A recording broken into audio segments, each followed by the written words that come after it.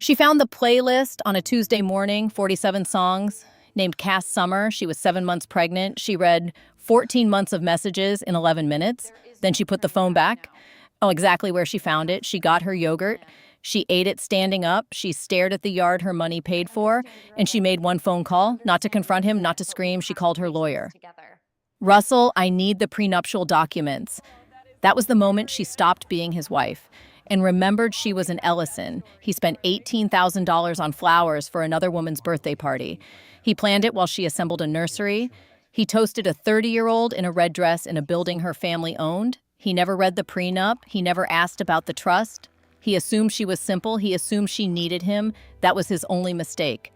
And it cost him everything. The most dangerous woman in the room is the one who already knows and is simply deciding what to do next. This story is not about betrayal. It is about a woman who made herself small so someone could feel tall, and the moment she decided she was done shrinking. If this story made you feel something, drop A in the comments. And if you know a woman who is way too quiet right now, share this with her. She might need to hear it. Subscribe so you never miss the stories that actually matter. A soundtrack for a life I was meant to live, left carelessly on the kitchen counter. It was named Cass Summer. It held 47 promises. Margot only knew 3. I told Margot I despised those songs. It was easier than explaining why they now belonged to someone else. It was a Tuesday, late August. I imagine her at home, 7 months pregnant, standing in the kitchen where the light always made her look like a stranger, hopeful once, now just washed out, overexposed. She would see my phone and think it was hers. They looked the same. I never locked it around her. She called it trust. I called it confidence, the supreme confidence of a man who believed his wife had stopped looking for anything at all. She would have seen the text notification first, the preview, can't wait Saturday. She would have put the phone down, picked it up, fought the urge, then she would have given in. Of course she would. Don't look, Margot. But she had to look.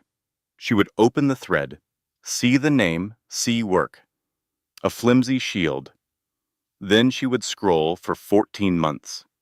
She would stand there for 11 minutes and witness a ghost marriage. My real marriage. The words were not vulgar. They were worse. They were real, full of private jokes, and dinners at places I told her I was too tired for. She would read until she could not breathe, until she saw the recent messages. The Rosewood rooftop confirmed. 50 guests. The Krug. The tasting menu. Cass writing, "You are insane." And my reply, "You only turned 30 once. You deserve the world." She would look at her own body. Carrying my child, as I planned a world for another woman, she would not cry. Not yet. Her mind would go cold and fast. A machine processing an impossible truth. She would not take a picture. She would not read it again. She would place my phone back on the island, exactly as it was. Then she would get her yogurt. She would stand and eat it with a spoon. She would stare at the yard I had landscaped for her. The yard her money paid for. That thought would surface. A thing she was taught to suppress. Her family, her father, his rules about quiet wealth, about character being the loudest thing in a room. It was a lesson I had never bothered to learn. Her character was now eating yogurt and bare feet, deciding if we were finished. She would not call her friends. Not yet. She would just wash her spoon, put it in the rack. Because that is what she does. She maintains order when her world is breaking apart. When I came downstairs at 7:45, my tie was already perfect. The coffee was made. She sat with her laptop, her reading glasses on. She looked up at me. "There is coffee," she said. I poured a cup. I said nothing of Saturday. I kissed the top of her head, a gesture for a ghost, affectionate and empty, and then I walked out the door. She would sit in the silence I left behind, hearing only the refrigerator. Then she would pick up her own phone. She would dial a number she knew by heart. The phone would ring twice. A man would answer. "Russell," she would say, "I need the prenuptial documents and the Ellison trust schedule." There would be a pause. He would ask why. "Not yet," she would tell him, "but soon." She would hang up. She would feel the baby move inside her, kicking, a daughter already demanding to be heard. "I have got you," she would whisper to her belly. "I have got you." The morning light would fall on her. It would no longer seem too bright. It would feel like a beginning. The quiet certainty of a woman remembering the ground was always hers to command. She never told me the truth about her family. Not really. She had her reasons. Good ones, she probably thought. But in that silent kitchen, holding a secret that could swallow a continent, she would finally understand. The walls she built to protect herself were about to become her fortress. Her best friend, Patrice, has known her for 11 years. In those 11 years, Patrice knew two things. Margot never broke down in public. And a call at 8:15 in the morning meant the world had ended. Patrice would make the good coffee, the French press. For real emergencies, Margot would arrive in the clothes she slept in. Her hair held up by a pencil. Pregnant. She walked like someone carrying the weight of a final choice. She would sit at the table. She would tell Patrice everything. The phone, the songs, the texts, the party. Patrice would listen. Her silence a force of pure restraint. Her jaw tight. When the story was over, she would ask, "How are you?" "I am fine," Margot would say. "You are not fine." "No," Margot would admit, "but I am functional." She would want to confess that she always knew. Not the details, but the feeling, a deep wrongness she had blamed on hormones, or stress, or my moods. She knew. She just did not want to be a woman who knew things like that. Patrice only knew a fraction of the truth about Margot's money. She was a simple comfort to me. Raised well somewhere in Connecticut, with a family place. Her father, Theo Ellison, had been what some might call comfortable. Old money, but the quiet kind. Margot's life was modest. A normal car, simple clothes. Her little job as an art consultant was a passion project. It kept her busy. That was a kind of freedom, I suppose. The kind that does not need to show off. I never bothered with the details. Why would I? Russell Hart was just some family lawyer. I signed her papers at my desk. The prenuptial agreement she slid in front of me before the wedding. I gave it a glance with a lawyer I found online. 40 minutes, maybe. This was for the best. That contract on my life, the one I never read closely enough, was ending. I never said this out loud, of course. Vivian Ellison had armed her daughter with a silent weapon, and I had foolishly made her use it. Patrice, her friend, probably asked her, how long? 14 months. That is what she would have said. 14 months. It barely registered. Our second anniversary in Portugal feels like a movie I watched, not a life I lived. I remember a sunburn on her shoulders. I bought a piece of tile, a prop for the stage set of our home. It still hangs there, a silent reminder. Patrice would then ask about the baby. 13 months ago, a year and a month. So yes, I was already seeing someone else. When she told me she was pregnant, I held her. I spoke the lines required of me. We would figure it out, together. Every word was a lie. I told her I was the luckiest man alive. The lie tasted like ash. My real life was somewhere else. The quiet kitchen hummed unaware.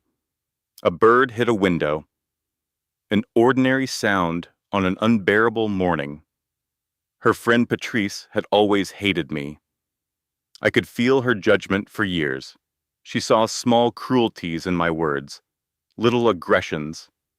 She thought I saw Margot's art as a hobby, a way for a bored woman to pass the time.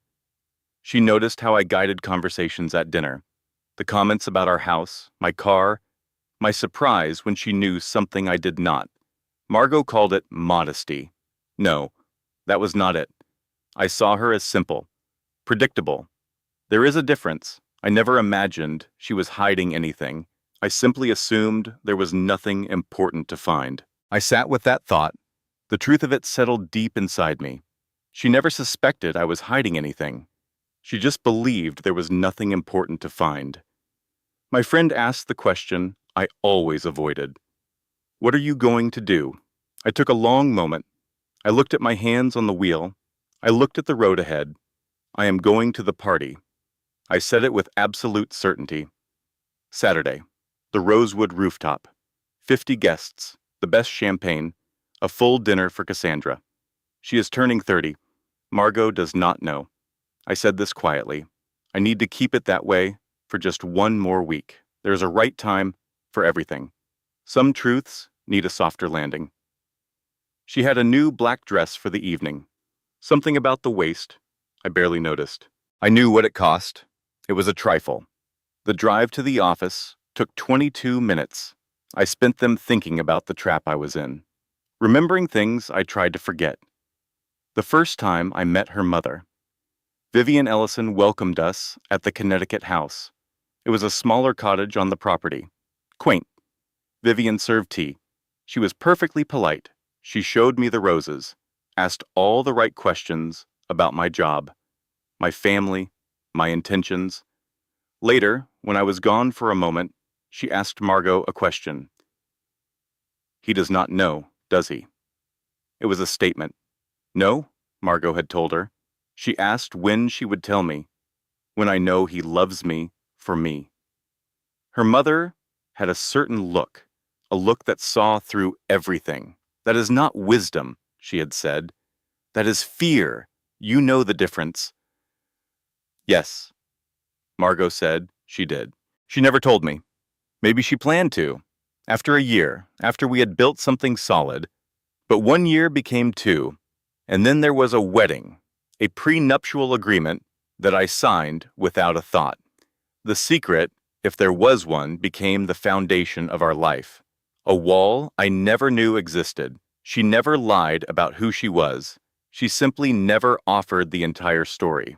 Was that wrong? I have considered that for 3 years. I have no clean answer. The women I knew before, the ones with money, they looked at you differently, as if you were a prize, a solution to a problem they did not have. Margot looked at me like I was a man. A normal, sometimes difficult man. I needed that. I needed to be a person, not a prospect. But maybe I had simply created a wife who thought she married up, who believed I was the provider, who thought she was completely dependent on me, who thought she was... I stopped the thought. I was in my car, in the driveway of our house. I had been sitting there for 6 minutes. The garage door was open. I could see my golf clubs in the corner, the old paint cans from the renovation 2 years ago. I paid for that. She picked the colors. It seemed fair. I went inside. She would not be home until 7. I had hours. I passed her home office. The room I called her art room, like a child's playroom, a term of endearment for her little hobby. She sat at her desk sometimes, opened her laptop, made her calls. It was all very serious to her. A mahogany desk she loved. 2 chairs that were always empty. She would talk to her clients there.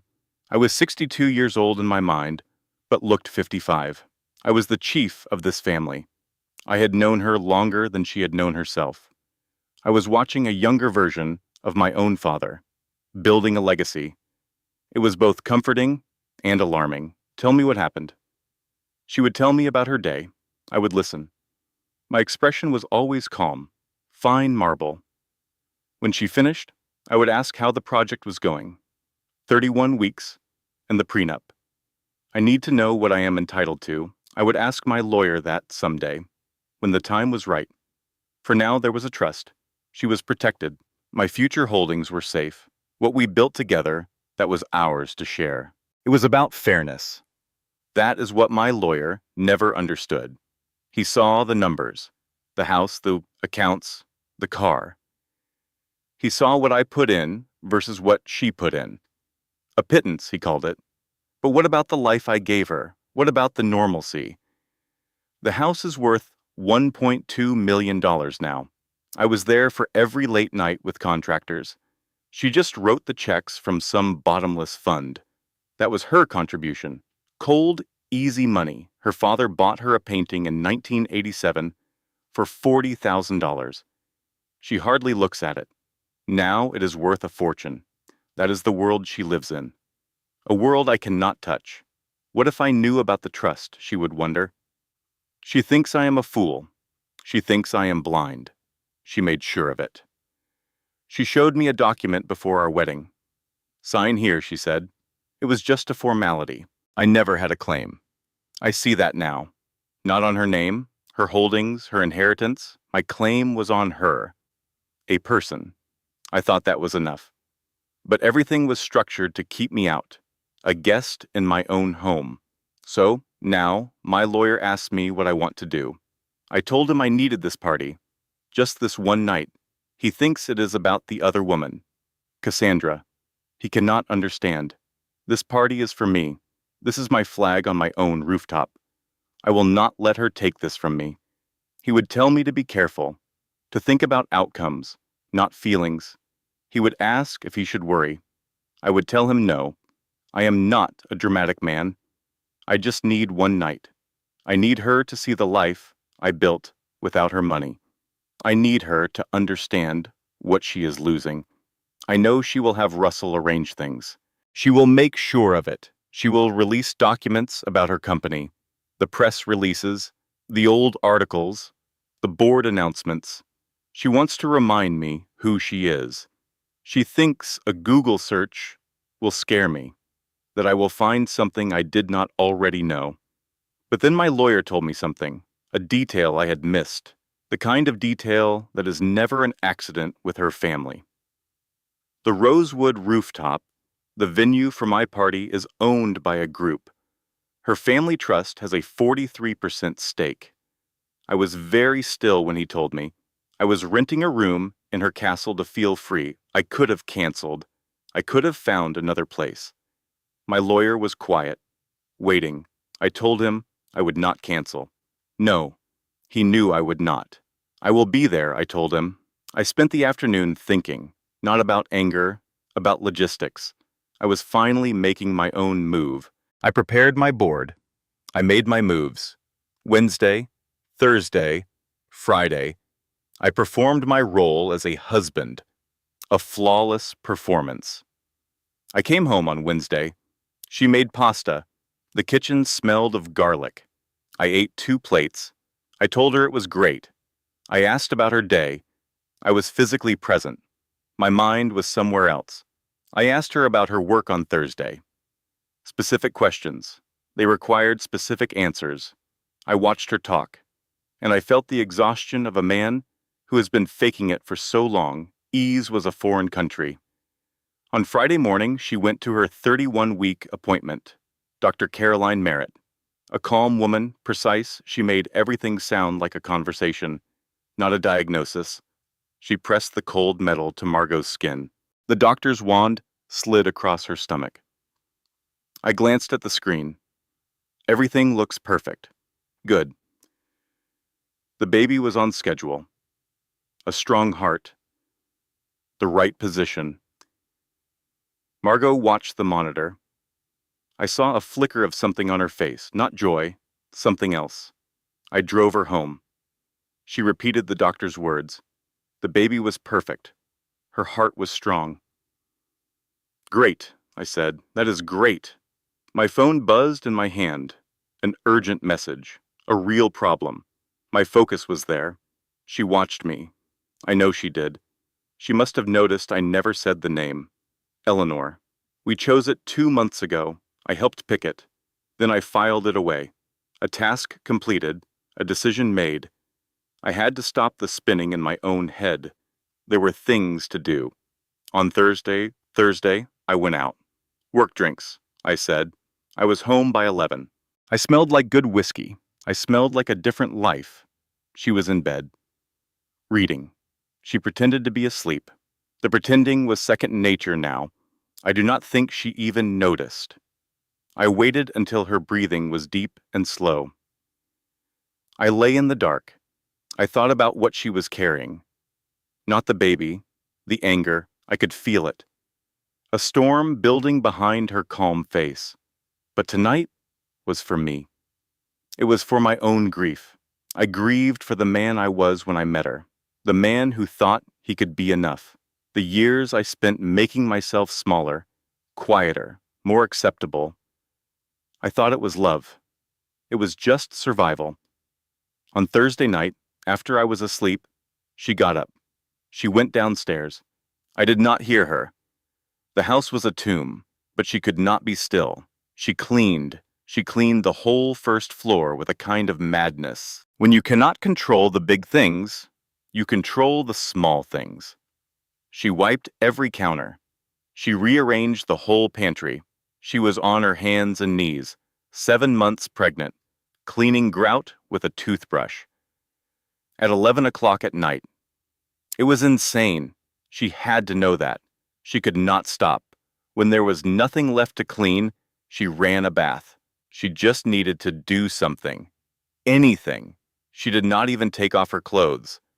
She sat on the tub's edge in her old jeans and sweatshirt, her feet in the hot water. Just sitting. The bathroom tiles were green. She chose them. She drove for an hour to a special shop. She spent 2 hours picking the perfect shade. She loved those tiles. She told me once, "I am going to miss these tiles." That is what she would have thought. That is the thing that would have broken her. It would not be my party. It would not be the texts. It would not be the playlist I made for another woman. It would not be the thought of my hand on her back. Those things were just noise. The tiles were real. The pale green tiles she chose for our home. The home she built with a man she thought she knew. She would cry for the tiles. She would cry for what they meant.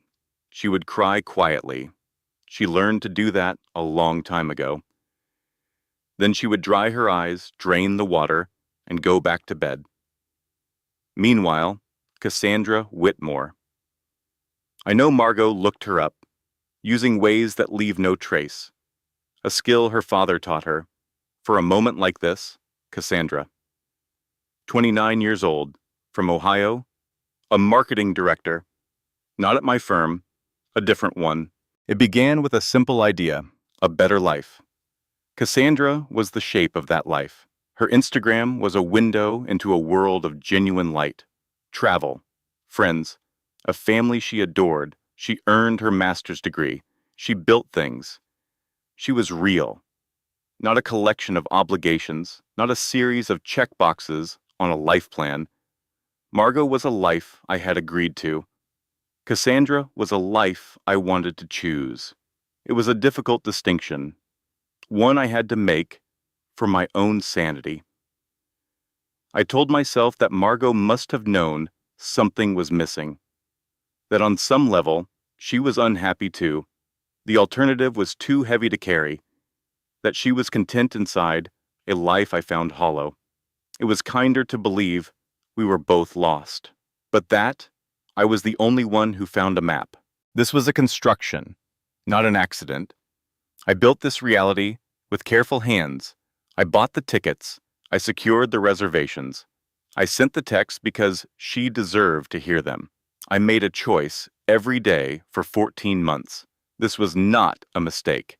It was a correction, a parallel path that felt more true than the original. On Thursday, I performed my part. I came home. I was present. Guilt is a dull ache. You learn to manage it. I poured the wine. I feigned interest in a conversation from days ago. I placed my phone on the table, face down. A small sacrifice for a larger peace. She asked how I was. Honestly, she said she felt like everything was about to change. I agreed. The third trimester. A perfect excuse. It was easier than the truth. Yes, I thought. Something like that. I refilled her water. A casual domestic act. It made the lie smoother. I have a client thing Saturday. A big event. You would be bored. All business. You should rest. Have Patrice over. I did not meet her eyes. This script was so familiar now. It felt more real than truth. She smiled and said, "Of course. Have a good time." The relief was a clean, sharp intake of breath. She has no idea what is waiting for me. On Friday, I confirmed the flowers. I called the caterer. I made sure her favorite champagne was chilled.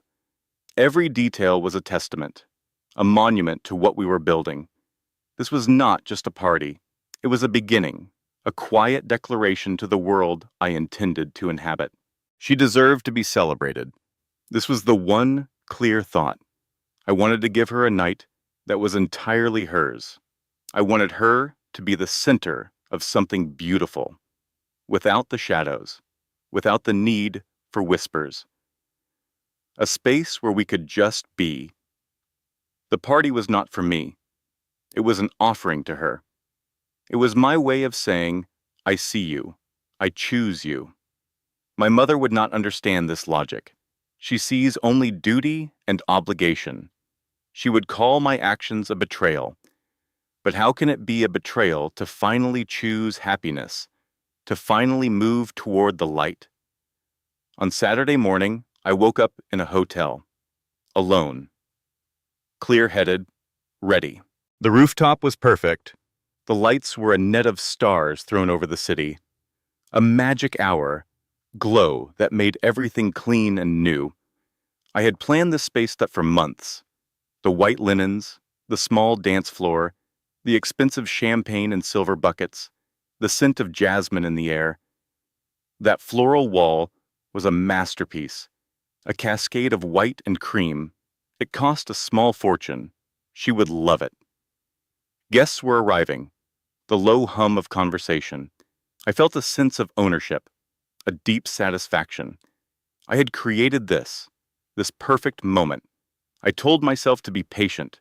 Do not look for her. Let the night unfold. Let her find me here, in the world I made for her. I stood by the bar. I needed a drink. The bartender saw my wedding ring.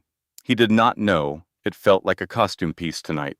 I found a spot near the edge. The view of the skyline was the best from there. I could see everything. I waited for 3 minutes and 40 seconds. Then I saw Graham, my partner. We talked business. He laughed at a joke I made. I was wearing a new suit, one Margot had never seen. It was part of this other life. I felt light, unburdened. The weight I carried every day was gone. I realized the weight was my other life. It was not work. It was not the coming baby. The weight was the lie of my own happiness. Then she was there. Cassandra. She walked up the stairs in a red dress. The world tilted on its axis.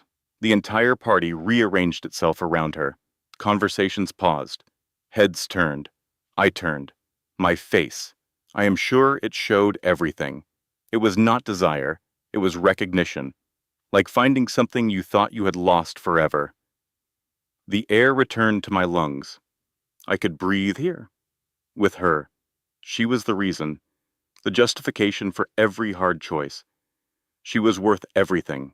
She was the reward. I was the burden at home. Here, I was simply a man in love. I knew that with a sudden, searing clarity.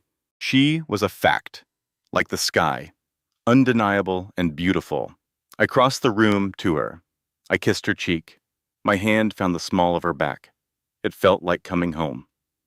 Her hand rested on my arm, a simple, thoughtless gesture of belonging. Then Graham saw something. I watched his face change. Confusion, then a dawning awareness, then pure, animal panic. He looked like a man who had seen a ghost. A man who knew the storm was about to break. He mumbled an excuse. He hurried away from me. He was moving toward the edge of the rooftop. His expression was a warning, a silent alarm I could not yet decipher. He spoke to her first. I could not hear his words. I only saw the careful way he held himself. Then I followed his gaze, and I saw her, Margot, standing by the bar. The world stopped. Two lives colliding in one impossible space. My mind raced. This was not chance. This was an ambush. How did she know? What had she planned? She was an invader in my new world, a ghost from a life I was trying to leave behind. I had to move. I had to control this. I walked toward her. My face became a mask. Surprise, delight. Margot, I said. What a surprise. I was invited, she said. Her voice was calm. This is a hotel, Derek. Her eyes swept across the party, my party. The lights were perfect. The jasmine scent was perfect. $18,000 on flowers just for her. This was right. This was how she deserved to be celebrated. Then I saw Margot. My jaw went tight. I felt the muscles pull. 3 years and she could read me like a book. A curse. A work thing. A colleague, I said. The lie felt thin. It was for a client, she corrected. Her voice a pleasant knife. Yes, a client. Name them, she said. The silence was her weapon. It always was. Derek. The way she said my name held no tremor, no fear, just certainty. What is their name? The silence stretched. The party noise faded into a dull roar. The world became the small space between us. A strange calm settled on her face. It was not anger. It was not sorrow. It was clarity. A terrible, final clarity. I took her arm. We needed to be away from here. Away from prying eyes. The performance was over. This was real. My face felt raw. I was afraid. And I was calculating. Deep down, a part of me felt a strange relief. The waiting was over. I can explain this. I started the words. I know, she said. You do not need to. Margot. I found your phone. Her words were simple, direct. Tuesday morning, I read everything. The elevator hummed nearby.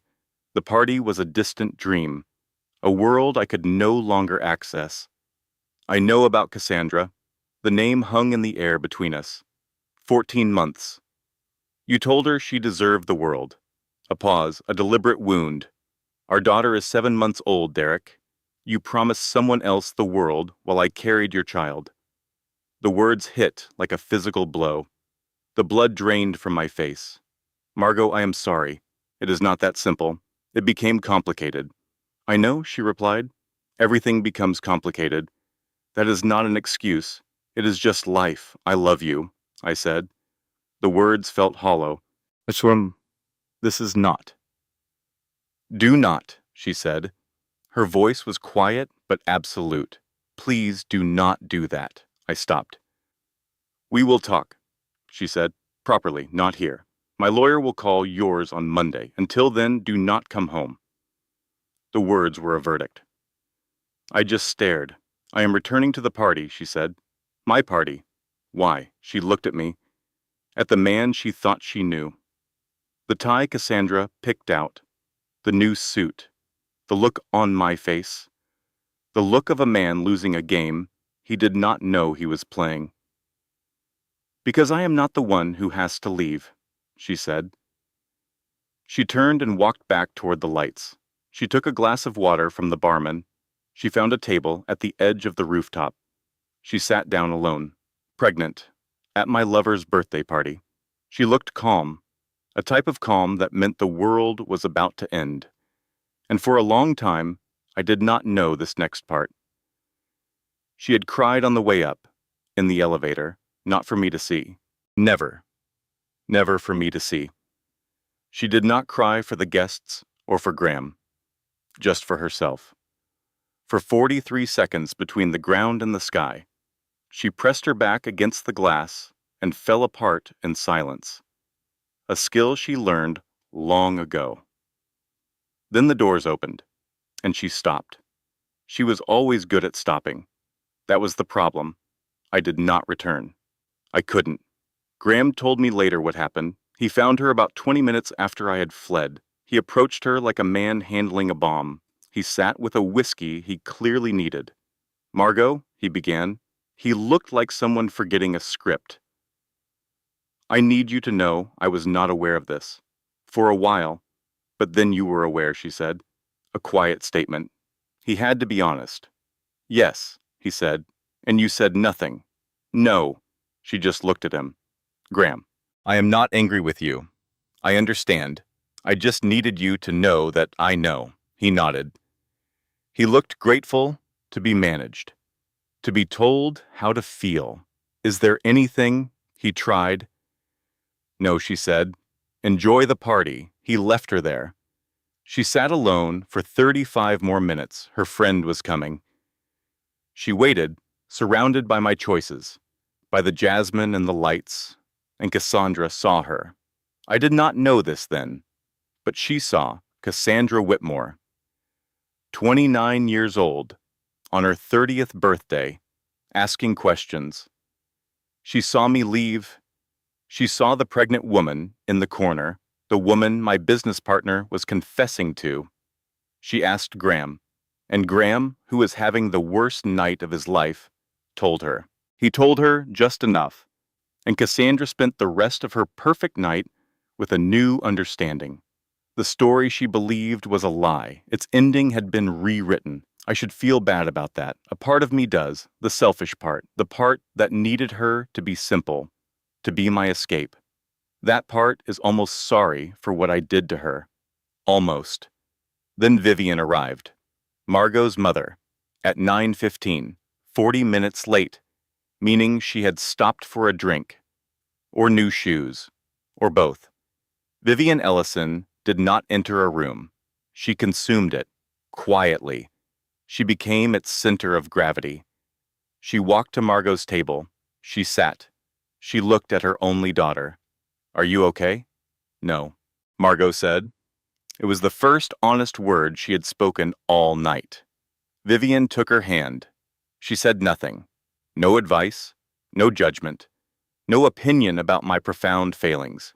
She just sat with her. She held her hand. She let the silence do its work. Sometimes that is all you can do. The only thing. They sat like that for a long time. The party swirled around them. Toasts were made. Food was served. The music was too loud. The city burned below. At 10:30, Margot spoke. I want to go home. Yes, Vivian said. I want to go home and sleep, and I want to take this one day at a time. Yes, Vivian said. That is exactly right. Margot drove herself. She refused the car I paid for. She wanted the 22 minutes alone, the solitude of the highway at night, music from a forgotten station playing softly. She arrived at 11. She could not enter our bedroom. She stood at the door. She looked at my side of the bed. Then she walked away. She went to the nursery, the room she had perfected, the soft white walls, the assembled crib, the small shelf of books, the glider by the window, placed to catch the morning sun.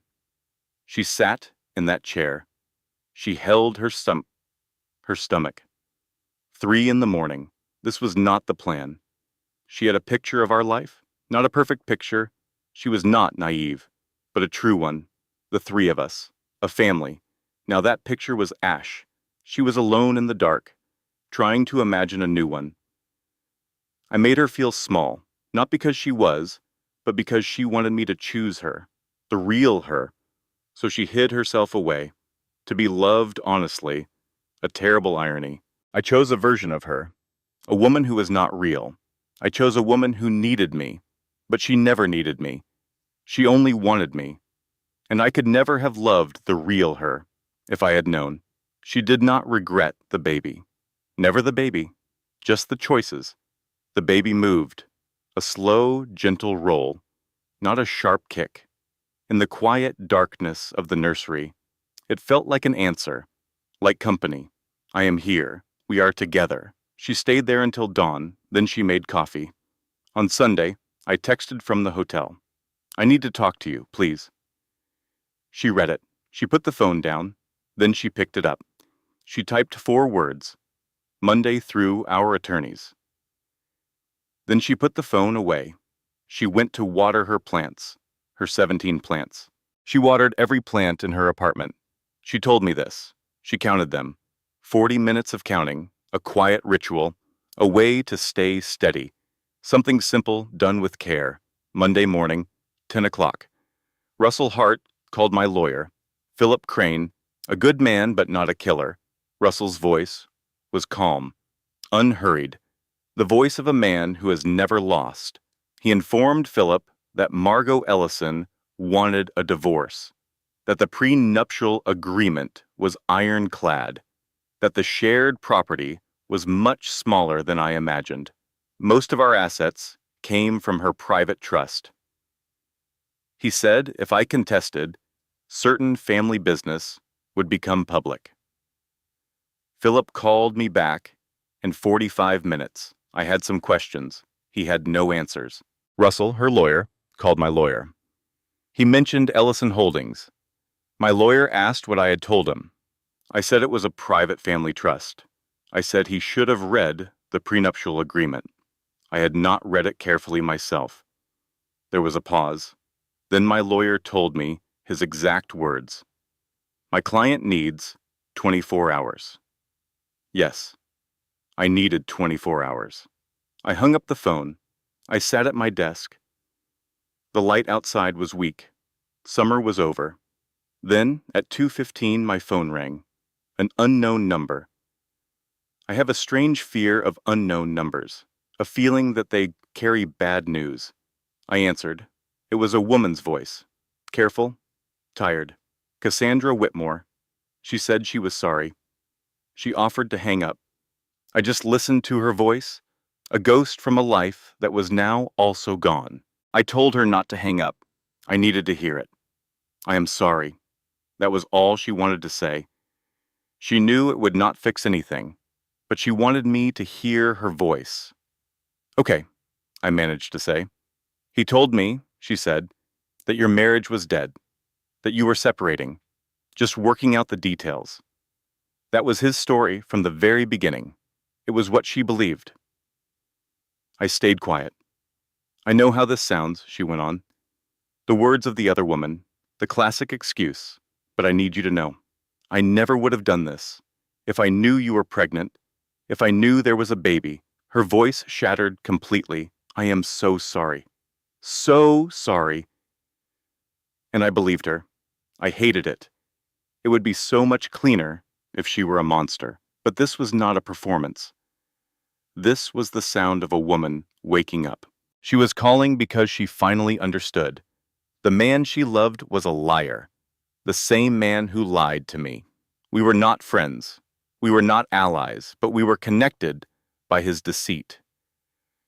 Cassandra, I said, did he talk about his money?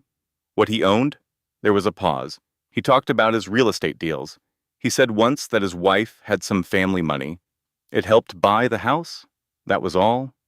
Did he ever mention a name? The family name? No, she said. He never told me. Tell you what. Nothing, I said. It is not important. Thank you for calling me, Cassandra. I mean it. Is there anything I can do? She asked. Actually, I said slowly. There might be. I called Patrice the moment we hung up. I sat in my art room, looking at the painting my father loved. The light was hitting it perfectly. The colors were alive. My father once stared at this painting for 20 minutes. He never spoke a word.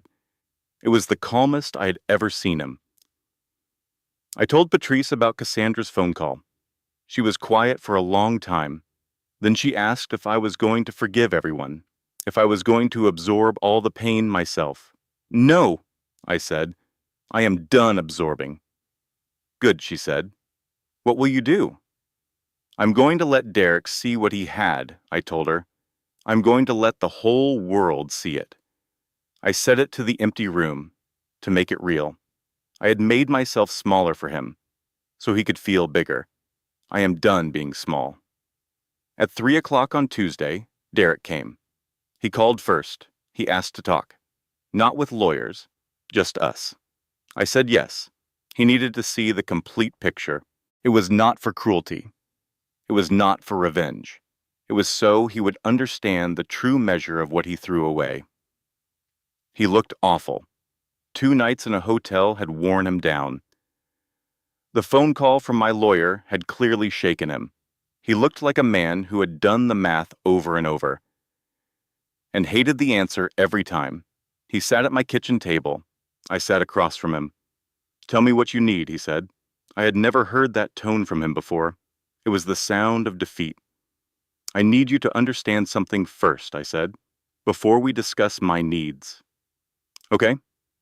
I took a breath. When we first met, I was running an experiment. I wanted to see if someone could love me, separate from my family. It has always been important to me. My father made sure I would never have to worry about money, and all I ever wanted was to be loved by someone who did not know that. To be wanted by a man who was unaware. Derek did not move. You passed the test, I said quietly. For a time, Margot. I am not finished, I said. He went silent. You passed the test, and then you stopped seeing me, the person. I became part of the furniture. And while I was furniture, you found someone else. Someone who made you feel special. I understand that. I do. But throwing that party, that expensive party, while I was home, 7 months pregnant, that was not a mistake. It was a choice you made for 14 months. He did not defend himself. The man who always had an excuse was silent. I know, he said. His voice was a whisper. Do you know who owns the building with that rooftop? I asked. He blinked. The Rosewood. The hotel? No, he said. I told him. I watched his face while I told him the truth. It was a cleansing fire, a necessary pain. I had to let her rage. I knew this was the only way through. She needed to say these things, to feel powerful for a moment. I would let her. For us. For the future I was trying to save. Then the words changed. She spoke of numbers, of foundations, of a world I never knew. My mind went blank.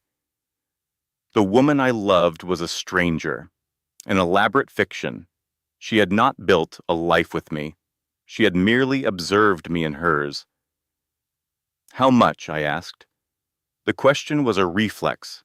It was the only solid thing I could grasp. The number does not matter, she said. But it did. It was the only thing that mattered. She said she was more than my wife.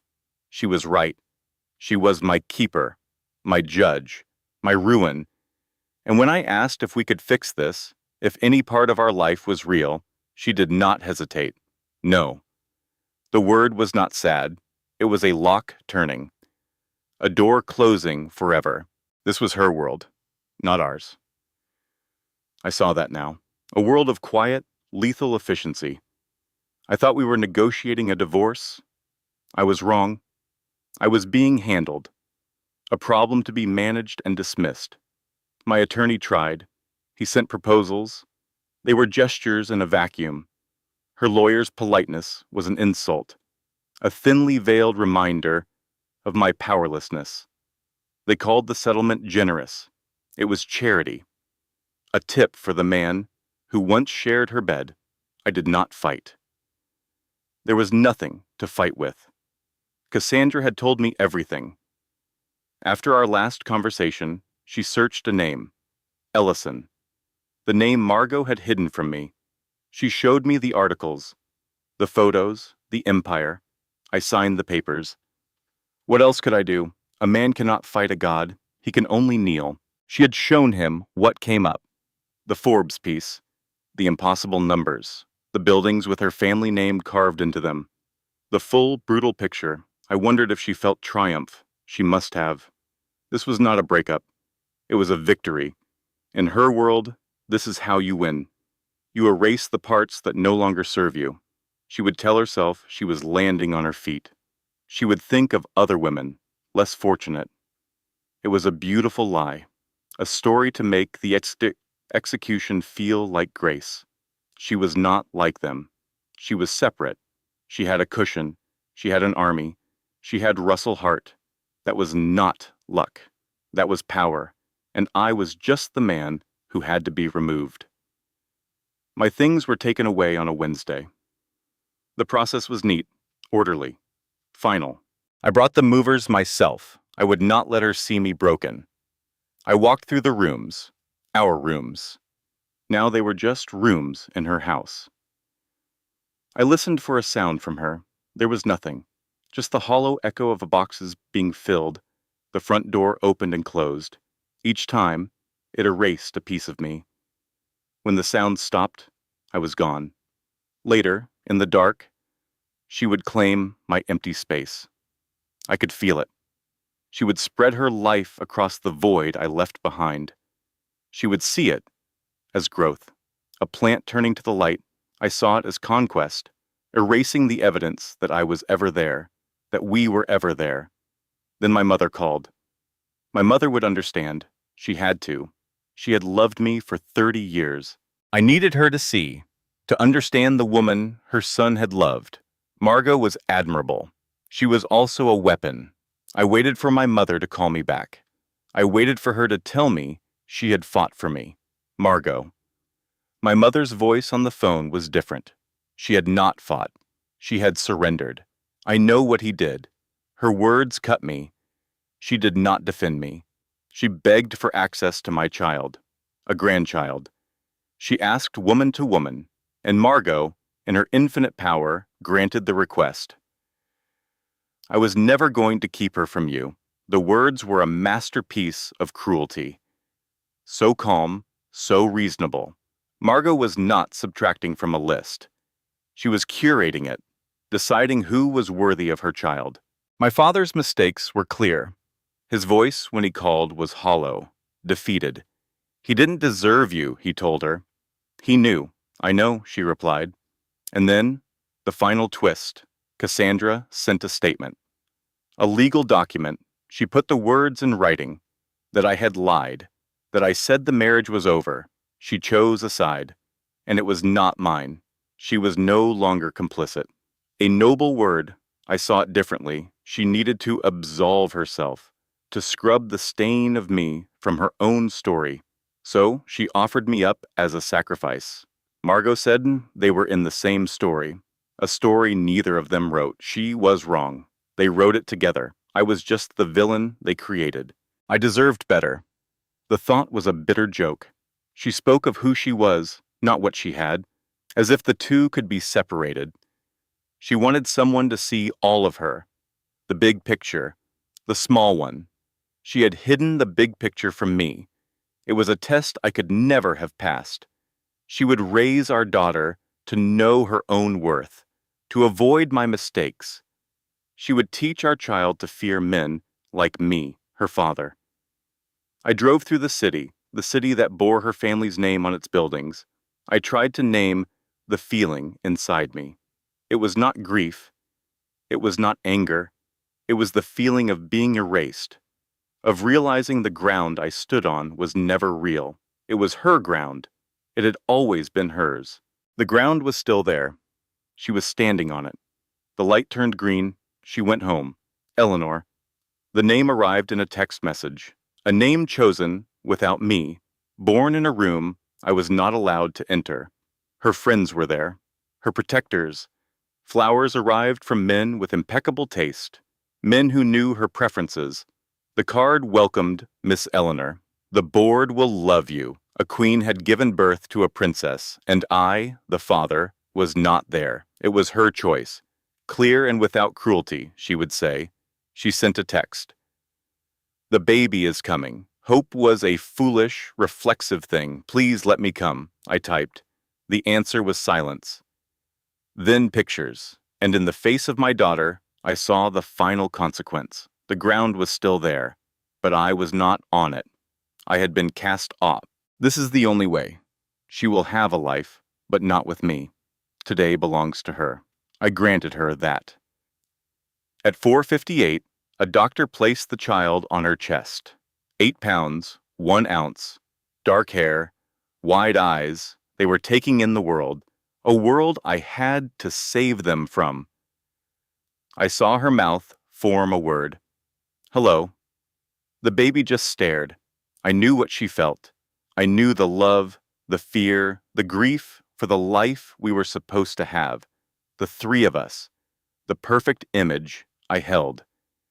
But she could not see the truth. I had to feel complete for both of us. My entire life was a path leading to this single choice. Not the wedding, not the wealth, not the job or the paintings or the big house. Just this. Protecting her. Right now. This was the burden I was meant to carry. She held the child, unaware. The world moved on around her. People came and went. The doctor checked her vitals, writing things down. She gave Margot a small smile. A smile for a moment she thought was perfect. A moment I had perfected for her through my sacrifice. Then her mother arrived, Vivian Ellison, the woman who never showed emotion. She stood in the doorway and looked at her daughter. She saw her holding my child, and she broke. Not a quiet break. A real one. A dam of feeling that finally burst. "The child looks like your father," she said. "I know," Margot answered. "He would have been—" "I know." They sat in the silence of my absence. They called it beauty. They called it weight. I called it necessary. 6 days later, Margot was home, standing in her kitchen. The morning light hit the window over the sink, the same light, the same kitchen, where I last saw her 7 weeks ago, holding a glass of water she never drank. This was peace, a quiet apartment, and a future that felt earned, built with my own hands. I was making coffee. Cassandra was still asleep. It was early. This felt right. A clean break. I had chosen honesty, finally. I thought of Eleanor. A brief pang. A name on a screen. Margot would handle it. She was an Ellison. They handle things. I remembered my last words to Cassandra. A promise whispered in the dark. You deserve the world. And so did I. A world away from all that weight. They were going to be okay. They had a system for everything. A manual. I was not in the manual. The coffee was ready. Light filled the small kitchen. I didn't check my phone. There was nothing I needed to see. This was my life now. I poured the coffee. I drank it while it was hot. For the first time in years, I felt the simple warmth. It was a small thing. It was everything. A month later, Cassandra showed me the Forbes piece. It wasn't about me. It was never about me. It was a profile of Ellison Holdings, a grand announcement about a foundation, her foundation. There was a photo, Vivian, Margot, and the baby, Eleanor. 3 weeks old, a prop in their perfect picture. It called Margot the controlling trustee, daughter of the late Theodore Ellison, the architect. 6 pages of her legacy. I read it at our small table. Eleanor was just a name, a concept. The morning light felt harsh. I did not feel erased. I felt free. I felt justified. This is what I had escaped. Someone else's story. That was her world. It was never mine. I spent 3 years as Margot's husband. It was a role, a part I played. I tried to believe it. I almost did, but she was always Theo's daughter. Always an Ellison, and I was just there. She knew who she was. The problem was, I knew it too. I was an afterthought in her life story. I had to write my own. The convincing was over. When the article came out, I texted her. My name on her screen. A ghost. I let her open it. I saw the piece. I had no idea. A lie. I knew. I just did not want to see its size. Margot, I am sorry. Useless words. I know it does not cover it. But I am sorry, she replied once. Take care of yourself, Derek. Be good to her. A dismissal. Not an ending. An erasure. That was the end of my chapter in her book. The baby had opinions. That is what Cassandra said, people said, about babies. I pictured a tiny Margot, a miniature CEO with thoughts on the temperature of milk, opinions on the angle of the sun. It felt distant, unreal. A life happening on another planet. A 6-week-old person I had helped create. A person I would never truly know. It felt like the most extraordinary, terrifying thing. I had seen her art. Cold, expensive things that people stared at. I had been to her auctions, numbers so large they lost all meaning. I had stood in her father's rooms full of silent, heavy things. None of it felt real. The idea of a daughter with opinions was real, and I was not there to hear them. It was for the best. I told myself it was for the best. They were in Connecticut for Thanksgiving. The main house, not the small one we sometimes used. His house, the one I always felt like a trespasser in. Filled with his ghost and his money and his legacy. She was reclaiming it. That was the word she would use. Reclaiming. Filling it with new life. Vivian would be there, directing traffic in the kitchen, making things better. Patrice and her perfect family, Russell, talking business to the baby, I was sure. All the players in their proper places. My mother was there. Nora. Margot had invited her. A deliberate choice. A calculated kindness I did not understand. I watched my mother in my mind's eye, holding a child that was half me, singing a song from my own past, a past that felt a million miles away. My mother, Eleanor's grandmother. Margot let her be that. My failures were my own. My mother's love for the child was separate, a pure thing. Margot knew the difference. I hated that she knew. I hated her for that clarity. It made my choices feel murky, selfish. Patrice probably stood beside her, asking if she was happy, the question hanging in the wine-scented air. I wondered what she said. Did she ugly cry? Margot did not do ugly things. She did efficient things. She processed grief like a balance sheet. That was the Ellison method. I imagined her looking at my mother, at my child, and finding a way to be happy, or something close to it, something I had run from. Then she would go to his study. The one room I truly hated. It still smelled like him. Cigars and old paper and power. The furniture polish she bought because he had bought it. An altar to a dead man. She would sit in his chair. She would hold my daughter.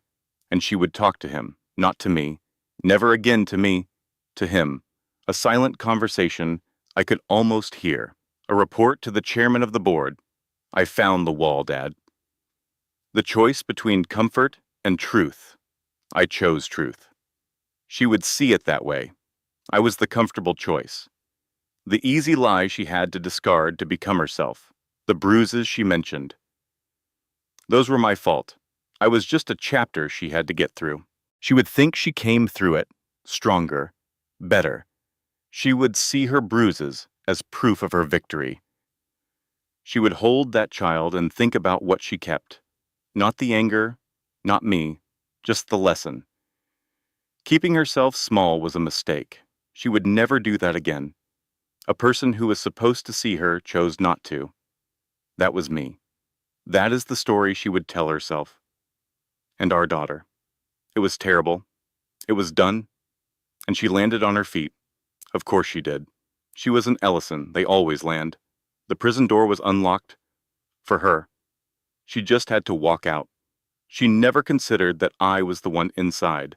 I was the one who had to break the lock. She wrote Cassandra a letter. I never saw it. Cassandra never told me. It was not about forgiveness. It was a statement, a closing of accounts. We were both in the dark. A neat, tidy summary. I hope you find someone who tells you the truth. A final, perfect cut. You deserve that. So did I. She put us on the same level. Two women betrayed by one man. She mailed it. Then she moved on. By January, Eleanor was 3 months old. A person. With my father-in-law's judgmental stare. Vivian cried when she saw it. Margot went back to work. Part-time. Selectively. The great machine of her life roared back on. And my absence was not even a whisper in its gears. She had a freedom I gave her. The freedom to work for pleasure, not necessity. She took a small project, a private collection of art, important pieces. She was good at that kind of work. I made sure she could be. She met a man in a plain office on a Tuesday. The room smelled of old paper and serious business. I know because I was there. I watched her explain her methods, her past successes, her talent. She spoke with a confidence I had nurtured in her for 15 years. She knew precisely how good she was. When they finished, the man stood and took her hand. "You are very impressive," he told her. "Thank you," she said. She actually meant it, not as a performance, not the false modesty she used to wear. She meant it with a cold finality, a directness she never had before. "Thank you." "Yes, I know." She got in her car. She called a friend. "I got it." "I am shocked," the friend said, utterly stunned. "Do not be obnoxious. I am going to be obnoxious forever." She laughed then, a real laugh, not the kind she used to shape for a room, not the one she used with me. It came from somewhere new, somewhere I did not recognize. It did not ask for my approval. She drove home. The child was with Vivian. Her mother was inspecting the books in the nursery, filtering them, replacing them, buying new ones from some special store. The woman had her principles. She was building a fortress of their own making. The January sun cut through the windshield.